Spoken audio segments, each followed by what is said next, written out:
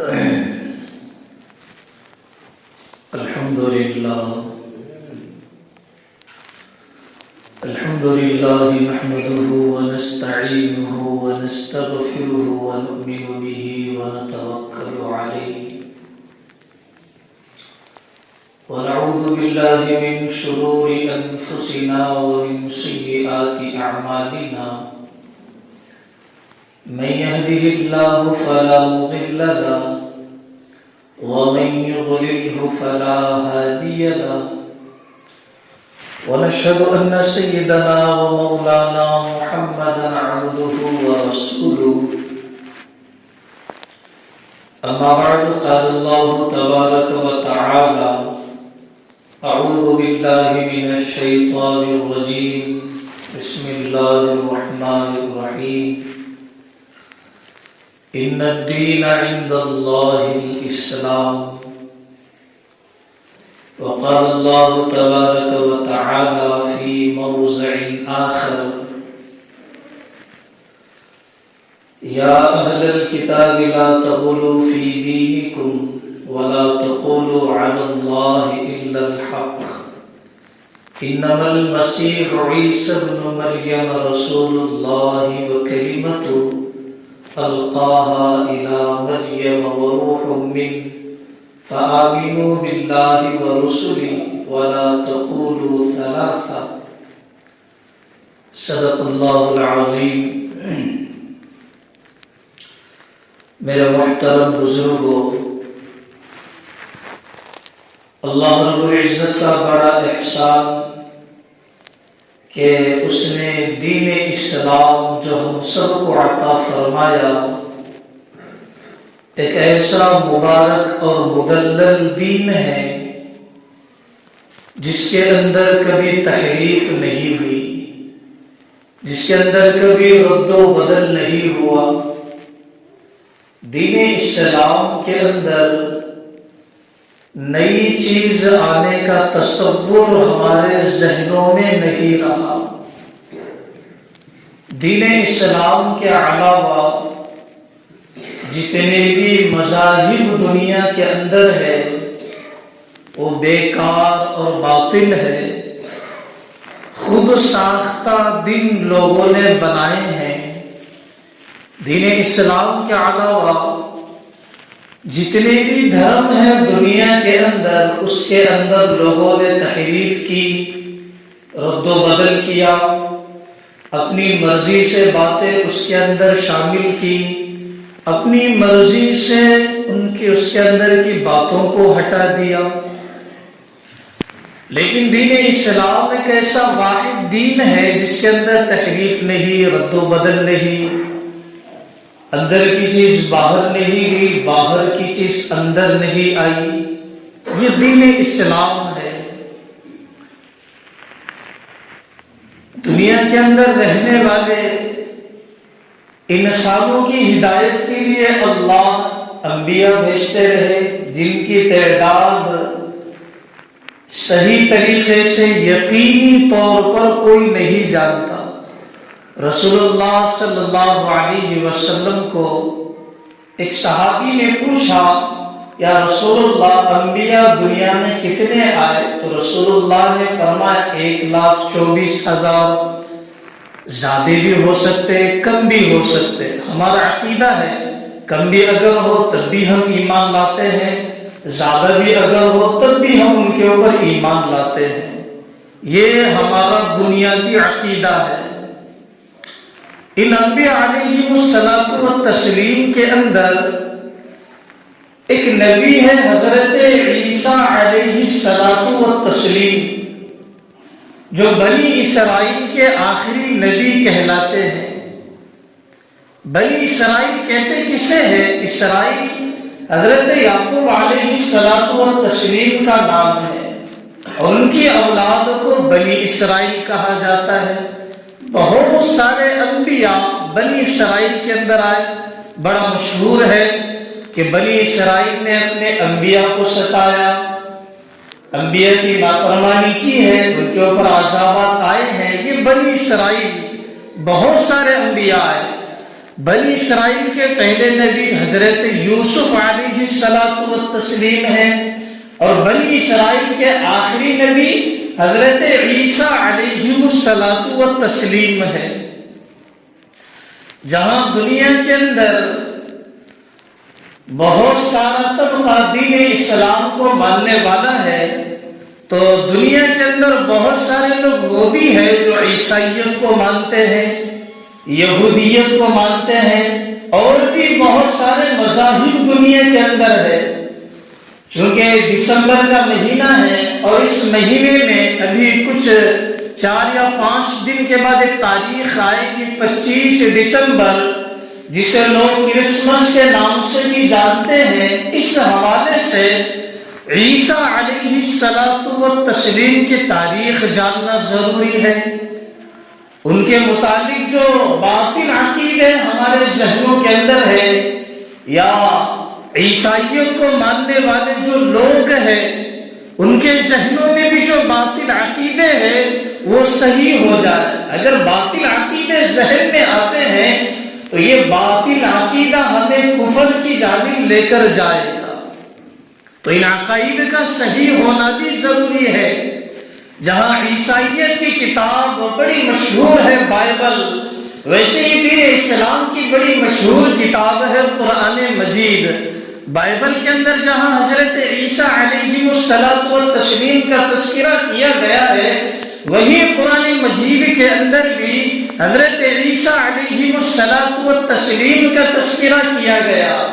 قرآن مجید کے اندر ایک سورت ہے سورہ آل عمران، یہ حضرت مریم علیہ الصلوۃ والتسلیم کے والد کا نام ہے۔ اللہ نے ان کے والد کے نام کے اوپر ایک سورت نازل فرمائی جن کے اندر اس کے اندر ان کے خاندان کا اللہ نے تذکرہ کیا۔ حضرت عمران نے ایک منت مانی تھی، اے اللہ اگر آپ مجھے ایک لڑکا اگر عطا کرے تو میں اس کو مسجد اقصیٰ کی خدمت کے لیے وقف کروں گا۔ پہلے دور میں لوگ مسجد اقصیٰ کی خدمت کے لیے اپنی اولاد کو وقف کرتے تھے کہ ساری زندگی مسجد کی خدمت کیا کرے گا۔ بہت سال تک دعائیں کرتے رہے پھر ان کی بیوی حاملہ ہوئی تو انہوں نے نیت کی تھی کہ وقف کر دوں گا۔ اتفاق سے لڑکی پیدا ہوئی، منت تھی مانی تھی لڑکی کی، مگر لڑکی پیدا ہوئی۔ فلما وضعتها قالت رب انی وضعتها، کہ اللہ میں نے تو لڑکے کی نیت منت مانی تھی مگر ایک لڑکی پیدا ہوئی۔ اصول کے مطابق تو یہی تھا کہ صرف لڑکا ہی مسجد اقصیٰ کی خدمت کر سکتا تھا، لیکن ان کی غم زدہ حالت دیکھ کر اللہ نے کہا لڑکی ہوئی تو کیا ہوا، ہم اس کو بھی قبول کریں گے۔ جب وقف کر دیا تو جو مسجد کے جو متولی یا جو حضرات ہوتے ہیں وہ آپس میں متنازع کرنے لگے کہ اس کی کفالت ہم کریں گے۔ لڑکی پیدا ہوئی حضرت مریم، لڑکی پیدا ہوئی حضرت مریم، تو لوگ آپس میں متنازع ہو گئے، لوگوں میں درمیان میں جھگڑا فساد ہونے لگا کہ اس کی کفالت ہم کریں گے۔ ان میں ایک نبی بھی موجود ہے حضرت زکریا علیہ الصلوۃ والتسلیم، حضرت مریم علیہ السلام ان کے خالو لگتے ہیں رشتے کے اندر، تو وہ کہنے لگے میں رشتے کے اعتبار سے زیادہ قربت والا ہوں، اس کی کفالت مجھے ملنی چاہیے۔ تو لہٰذا قرآن اندازی کی گئی۔ قرآن اندازی کا طریقہ یہ تھا کہ پانی کے اندر اپنی اپنی قلم کو ڈالی جائے، جس کی قلم اوپر تیرتی ہوئی نظر آئے گی کفالت اس کے ذمے آئے گی۔ تو حضرت زکریا کی قلم تیرتی ہوئی نظر آئی تو کفالت حضرت زکریا کے حصے میں آئی۔ تو حضرت زکریا نے مسجد اقصیٰ کے اندر جو حجرے تھے، جو محراب، جو کمرے تھے، ان میں سے کمرے کی صاف صفائی کی تاکہ مریم کے لیے کمرہ متعین ہو جائے۔ تو حضرت مریم اسی کمرے کے اندر عبادت کرتی تھی۔ اب معاشرے کے اندر لوگوں کے اندر یہ چرچا ہونے لگا کہ مریم بڑی زاہدہ ہے، بڑی متقی ہے، ہر وقت عبادت کے اندر لگی رہتی ہے، تسبیح، ذکر و تلاوت، نماز وغیرہ ہو، ان عبادات کے اندر حضرت مریم ہمیشہ لگی رہتی ہے۔ خود حضرت زکریا علیہ السلام و تسلیم کہتے ہیں میں جب بھی ان کے حضرت مریم کے کمرے کے اندر داخل ہوتا تو دیکھتا کہ کئی قسم کے پھل رکھے ہوئے وہاں موجود ہوتے تھے جو عام طور پر بازاروں میں بھی میسر نہ ہوتے، ایسے پھل ان کے کمرے میں ہوتے۔ گرمی کے موسم میں سردی کے پھل وہاں نظر آتے، سردی کے موسم میں گرمی کے پھل وہاں پر نظر آتے، نئی نئی ایک عجیب نعمتیں وہاں پر میں دیکھتا تھا۔ جیسے جیسے عمر ان کی بڑھتی چلے گی، لوگوں کے اندر چرچے بھی ہونے لگے زاہدہ اور متقی پرہیزگار ہونے کے۔ ایک مرتبہ ایسا ہوا کہ ان کے کمرے میں ایک فرشتہ اللہ کے حکم سے آیا تو حضرت مریم ڈر گئی، کہنے لگی کون ہو؟ تو فرشتہ کہنے لگا کہ میں انسان نہیں، میں ایک فرشتہ ہوں، اللہ کے حکم سے آیا ہوں اور اللہ کا حکم پورا کرنے کے لیے آیا ہوں۔ حضرت مریم کہتی ہے کیا حکم ہے؟ تو فرشتہ کہتا ہے اللہ یہ چاہتے ہیں کہ آپ کے گھر میں ایک لڑکے کی ولادت ہو۔ تو حضرت مریم تو سہم گئی، کہنے لگی لڑکا، مجھے اولاد کیسے ہو سکتی ہے؟ اولاد ہونے کے دو طریقے ہیں، ایک جائز طریقہ ہے اور ایک ناجائز، ایک حرام طریقہ ہے۔ اور تم جانتے ہو وَلَمْ يَمْسَسْنِي بَشَرٌ کہ کسی مرد نے مجھے چھوا نہیں، یہ جائز طریقہ شادی نکاح وغیرہ، میری نکاح نہیں ہوا، کسی مرد نے مجھے ہاتھ نہیں لگایا، حرام طریقہ، میں بدکار نہیں ہوں، میں زناکار نہیں ہوں، یہ دو طریقوں سے بھی میں پاک ہوں، میرے گھر میں لڑکا کیسے پیدا ہو سکتا ہے؟ وہ فرشتہ کہنے لگا کہ اللہ کے لیے بڑا آسان ہے۔ اس فرشتے نے حضرت مریم کے گریبان کے اندر یا گردن کے پاس ایک پھونک ماری، حمل ٹھہر گیا۔ کئی دن گزرنے کے بعد بڑی پریشان ہوئی، اب معاملہ کیا ہوگا؟ لوگوں کے اندر تو چرچے ہیں، بڑی زاہدہ متقی پرہیزگار، اب کیا معاملہ ہوگا؟ لوگ کیا کہیں گے؟ حضرت مریم کے بھائی حضرت ہارون، لوگ کیا کہیں گے؟ کیا معاملہ ہوگا؟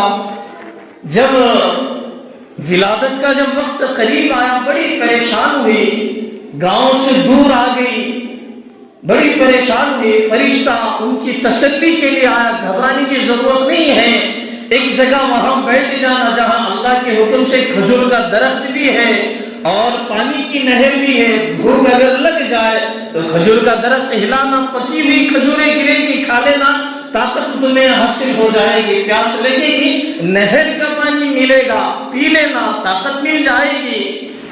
اتفاق سے ولادت ہو گئی، اب بڑی پریشان ہوئی، اب تو یہ پیٹ کے اندر تھا، اب باہر ہے، اب میں جب اپنے معاشرے میں جاؤں گی، اپنے قوم کے پاس جاؤں گی، کیا معاملہ ہوگا؟ لوگ کیا کہیں گے، دیکھیں گے، کیا کتنے تانے ماریں گے، کتنی ملامتیں کریں گے؟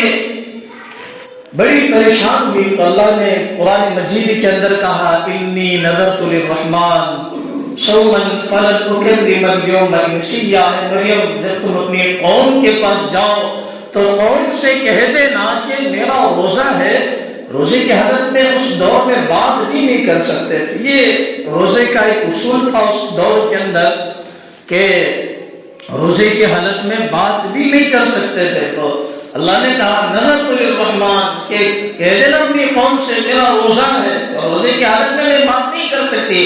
اگر آپ کو اگر کچھ پوچھنا ہے تو اس چھوٹے سے بچے سے پوچھو، سارے جوابات یہ دے گا، جو تم پوچھو گے یہ سارے جوابات دے گا۔ جب قوم کے پاس گئی، حضرت مریم سے پوچھا اے مریم یہ کیا چیز ہے؟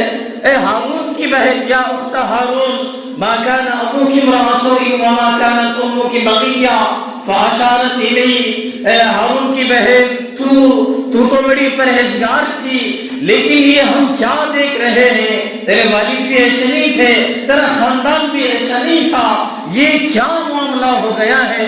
حضرت مریم کہنے لگی میرا روزہ ہے، صوما فلن اکلم اليوم انسیا فاشارت الیہ، اشارہ کیا اس بچے کی جانب، کس کی جانب؟ حضرت عیسیٰ کی جانب حضرت مریم نے اشارہ کیا، فاشارت الیہ، اس کی طرف اشارہ کرتی ہو، پوچھ لو کیا پوچھنا چاہتے ہو، سارے جوابات یہ دے گا۔ لوگ کہنے لگے قالوا کیف نکلم من کان فی المہد صبیا، یہ تو بچہ ہے، چھوٹا سا ہے، زبان بھی صحیح طریقے سے نہیں ہلا سکتا، یہ کیسے بات کر سکتا ہے؟ تو اس ننھے سے بچے نے گواہی دی، قال انی عبد اللہ، کہ میں اللہ کا بندہ ہوں، آتانی الکتاب، اللہ نے مجھے کتاب دی، وجعلنی نبیا، مجھے نبی بنایا ہے۔ اب باقی سارے حضرت عیسیٰ نے اپنے اوصاف گنائے ہیں، تو اس طریقے سے حضرت عیسیٰ کی ولادت ہوئی۔ اب دنیا کے اندر جو عیسائیت کو ماننے والے ہیں، دنیا کے اندر جو عیسائیت کو ماننے والے ہیں، عیسائی مذہب کو اختیار کیے ہوئے ہیں، 25 دسمبر آئے گا اور وہ لوگ یہ کہتے ہیں کہ 25 دسمبر کو حضرت عیسیٰ علیہ السلام کی پیدائش ہوئی۔ بہت سارے ان کے درمیان غلط عقیدے پائے جاتے ہیں۔ ہمارے بھی اگر کوئی دوست ہوں گے جو عیسائی مذہب کو ماننے والے ہوں گے، 25 دسمبر کو آئے گا، وہ بھی مبارکباد دیں گے۔ تو میرے محترم بزرگ، اور ان کا عقیدہ کیا ہے؟ عیسیٰ علیہ السلام ہمارے معبود ہے، یہ بھی ایک عقیدہ ہے، جبکہ ہمارا یہ عقیدہ ہے معبود تو ایک اللہ ہے، لیکن وہ کیا کہتے ہیں؟ معبود عیسیٰ مسیح وہ ہمارے معبود ہے۔ وہ یہ کہتے ہیں کہ انہوں نے زندگی گزاری اور ہماری قوم کے جتنے بھی گناہ تھے وہ اپنے سر لے کر چلے گئے، ان کو پھانسی دے دی گئی۔ اس طریقے سے ان کے درمیان یہ عقائد پائے جاتے ہیں۔ سب سے پہلا عقیدہ تو وہ کہتے ہیں کہ عیسیٰ علیہ السلام 25 دسمبر کو پیدا ہوئے۔ ایک جانب ہے بائبل اور دوسری جانب ہے ہماری قرآن مجید۔ اب دونوں کا موازنہ کریں۔ بائبل عیسائیت کی لکھی ہوئی بڑی مشہور کتاب ہے، اس کے اندر لکھا ہوا ہے کہ حضرت عیسیٰ علیہ السلام کی پیدائش کب ہوئی؟ ایسی رات کے اندر ہوئی کہ وہ رات بڑی روشن تھی، بڑی چمکدار تھی، صاف شفاف بھی تھی۔ اگر اس رات کے اندر اگر ایک چرواہا بکری بھی چرانا چاہے تو بآسانی چرا سکتا ہے۔ بکری بھی اگر چرانا چاہے اس رات کے اندر، بھائی ذرا خاموش بیٹھو، میں بڑی بہت اہم بات کر رہا ہوں، میں خاموش بیٹھو، موڈ مت خراب کرو ہمارا۔ ہر جمعہ کو آپ لوگ کونے میں بیٹھ کے وہاں پر گپ شپ کرتے رہتے ہیں، میں کیا خالی بیٹھا ہوا ہوں یہاں پہ؟ اب ادھر آ جاؤ، دونوں تینوں چلو الگ الگ جگہوں پہ بیٹھو۔ تو بائبل کے اندر کیا لکھا ہوا ہے کہ حضرت عیسیٰ علیہ السلام کی پیدائش کب ہوئی؟ حضرت عیسیٰ کی پیدائش کب ہوئی؟ تو بائبل کے اندر لکھا ہوا، عیسائیت کی بڑی مشہور کتاب، وہ کہتے ہیں عیسیٰ کی پیدائش ایسی رات کے اندر ہوئی جو بڑی صاف شفاف تھی، خوشگوار تھی، روشن تھی، چمکدار تھی۔ اگر اس رات کے اندر ایک بکری چرانے والا بھی اپنی بکریوں کو لے کر بآسانی چرا سکتا ہے، ایسی روشن چمکدار وہ رات تھی۔ لیکن وہ کیا کہتے ہیں؟ 25 دسمبر، ہم جانتے ہیں 25 دسمبر سردیوں کا موسم ہے اور دسمبر کے مہینے میں بہت زیادہ برف بھی گرتی ہے، ایسا کوہرا ہوتا ہے کہ رات کے موسم میں رات کوئی شفاف نہیں ہوتی بلکہ بڑا کوہرا ہوتا ہے، اور اس رات کے اندر باہر نکلنا تو درکنار تصور میں بھی ہم نہیں لا سکتے۔ تو کیسے ایک انسان بکری چرا سکتا ہے؟ کیسے وہ رات روشن اور چمکدار ہو سکتی ہے؟ تو اس اعتبار سے 25 دسمبر ان کی پیدائش نہیں ہے۔ بائبل کے اندر بہت سارے لوگ یہ بھی کہتے ہیں، کوئی کہتے ہیں 6 جنوری کو حضرت عیسیٰ کی پیدائش ہے، کوئی کہتے ہیں 19 جنوری کو حضرت عیسیٰ کی پیدائش ہے۔ تو یہ بائبل کا لکھا ہوا ہے۔ دوسری جانب ہماری قرآن مجید، اس کے اندر لکھا ہوا ہے کہ حضرت عیسیٰ علیہ السلام کی پیدائش ایسے وقت میں ہوئی، اللہ نے کہا جب ولادت کا وقت قریب آیا، حضرت مریم کے پیٹ میں حضرت عیسیٰ ہے، اللہ نے کہا کھلا جگہ پر چلے جاؤ اور وہاں پر ایک کھجور کا درخت ہے، وہاں بیٹھ جانا، سامنے ایک نہر ہے، کھجور کے درخت کو ہلانا، پکی ہوئی کھجوریں گرے گی، اٹھا کر کھا لینا طاقت ملے گی، سامنے پانی کی نہر ہے پی لینا طاقت ملے گی۔ ہم سب جانتے ہیں اور خاص طور سے کھیتی کرنے والے جانتے ہیں کہ کھجور کے جو پکنے کا موسم ہوتا ہے وہ گرمیوں کا سیزن ہوتا ہے، نہ کہ دسمبر کا سیزن ہوتا ہے، نہ کہ سردیوں کا سیزن ہوتا ہے۔ تو اس اعتبار سے دسمبر کے مہینے کے اندر حضرت عیسیٰ کی پیدائش نہیں ہوئی۔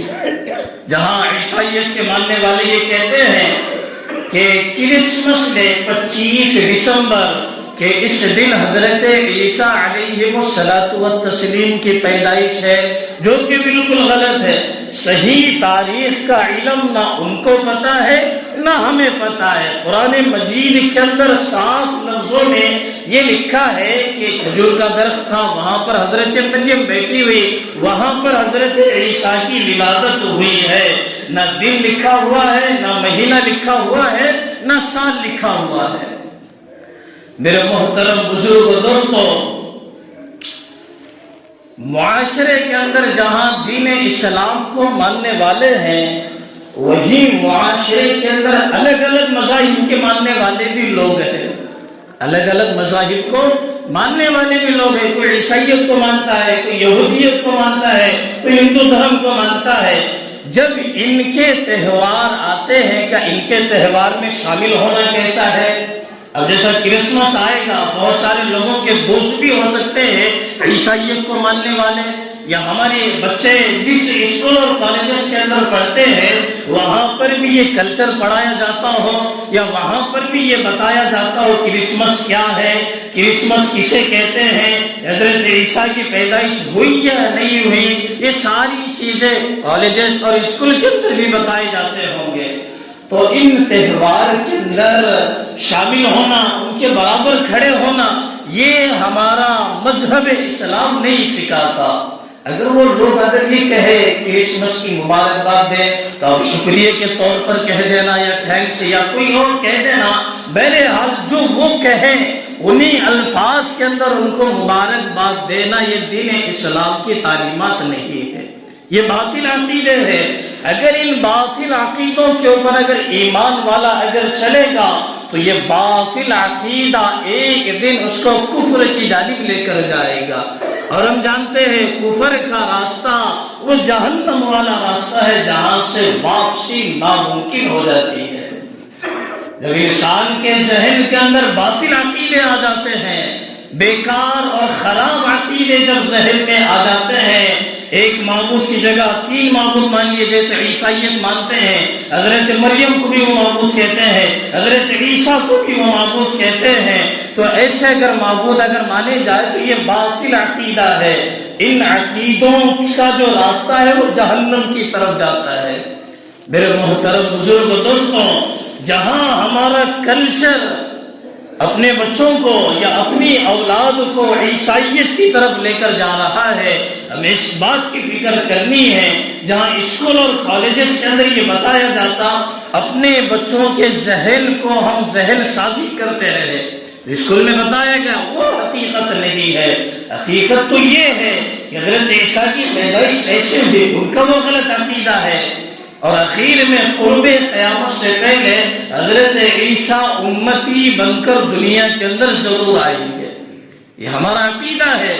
حضرت مہدی پہلے آئیں گے، پھر اس کے بعد حضرت عیسیٰ علیہ السلام دنیا کے اندر آئیں گے۔ دجال کا بھی ظہور ہو چکا ہوگا، دجال کو ختم کرنے کے لیے حضرت عیسیٰ علیہ السلام دنیا کے اندر تشریف لائیں گے۔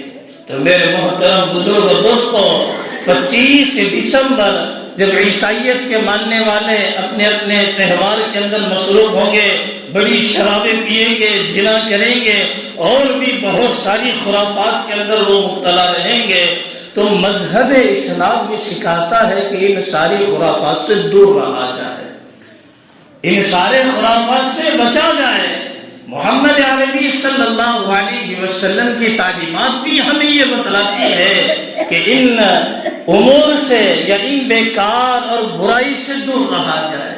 میرے محترم بزرگ و دوستو، اللہ رب العزت سے دعا ہے کہ اللہ تعالی ہم سب کو کہی ہوئی باتوں پر عمل کرنے کی توفیق عطا